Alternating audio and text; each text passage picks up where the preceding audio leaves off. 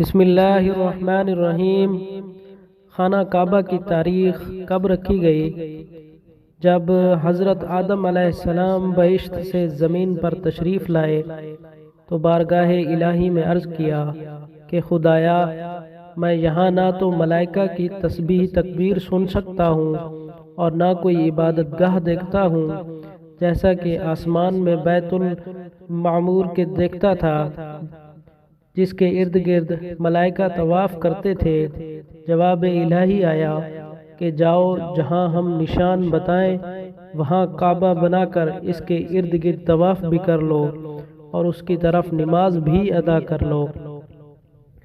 حضرت جبرائیل علیہ السلام ان کی رہبری کے لیے ان کے ساتھ چل دیے اور انہیں وہاں لائے جہاں زمین بنی تھی، یعنی جس جگہ پر جھاگ پیدا ہوا تھا، اور پھر وہی جھاگ پھیل کر پوری زمین بنی۔ حضرت جبرائیل علیہ السلام نے اپنا پر مار کر 7ویں زمین تک بنیاد ڈال دی، جس کو ملائکہ نے 5 پہاڑوں کے پتھروں سے بھر کر کوہ لبنان، کوہ طور، کوہ جودی اور کوہ اور ہرا اور طور بنا دیا۔ بنیاد بھر کر نشان کے لیے چاروں طرف دیواریں اٹھا دیں۔ اسی طرح آدم علیہ السلام نماز پڑھتے رہے اور اس کا طواف بھی کرتے رہے۔ طواف نوحی تک کعبہ اسی حالت میں رہا۔ اس وقت وہ عمارت تو آسمان پر اٹھا لی گئی اور یہ کعبہ کی جگہ اونچے ٹیلے کی طرح رہ گئی، مگر لوگ پھر بھی برکت کے لیے یہاں آتے تھے اور آ کر دعائیں مانگتے تھے۔ پھر ابراہیم علیہ السلام کے زمانے تک کعبہ اسی حالت میں رہا۔ جب حضرت اسماعیل و ہاجرہ اس میدان میں آ کر ٹھہرے اور ان کی وجہ سے یہاں کچھ آبادی ہو گئی، تب حضرت ہاجرہ کے انتقال کے بعد حضرت ابراہیم علیہ السلام کو حکم ہوا کہ اسماعیل کو ساتھ لے کر یہاں عمارت کعبہ بنائیں۔ اس کی نشانی اس طرح فرمائی گئی کہ ایک بادل کا ٹکڑا بھیجا گیا تاکہ اس کے سائے سے کعبہ کی حد مقرر کر لی جائے۔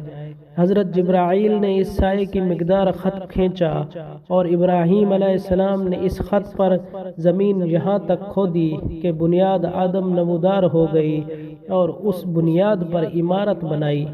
اس کی بلندی 9 ہاتھ اور رکن اسود سے رکن شامی تک کی دیوار 33 ہاتھ اور رکن شامی سے رکن غربی تک کی دیوار 22 ہاتھ اور رکن غربی سے رکن ایمانی تک 31 ہاتھ، رکن یمانی سے پھر رکن اسود تک 20 ہاتھ، لہذا اس وقت یہ کعبہ مستقیل کی شکل تھا۔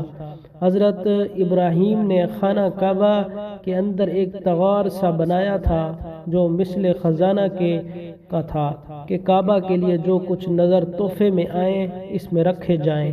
اس کے دروازے 2 تھے، ایک داخل ہونے کا، دوسرا نکلنے کا، اور کعبہ بنانے والے خلیل تھے اور ان کو گار اور پتھر اٹھا کر دینے والے اسماعیل علیہ السلام، اور اس عمارت میں 3 پہاڑوں کے پتھر لگائے گئے تھے۔ ابراہیم علیہ السلام سے پہلے کسی نے یہاں عمارت نہیں بنائی تھی، مگر آپ کے بعد کئی دفعہ اس کی تعمیر و مرمت ہوئی اور اس میں حالات کی وجہ سے کچھ تبدیلیاں بھی ہوئیں۔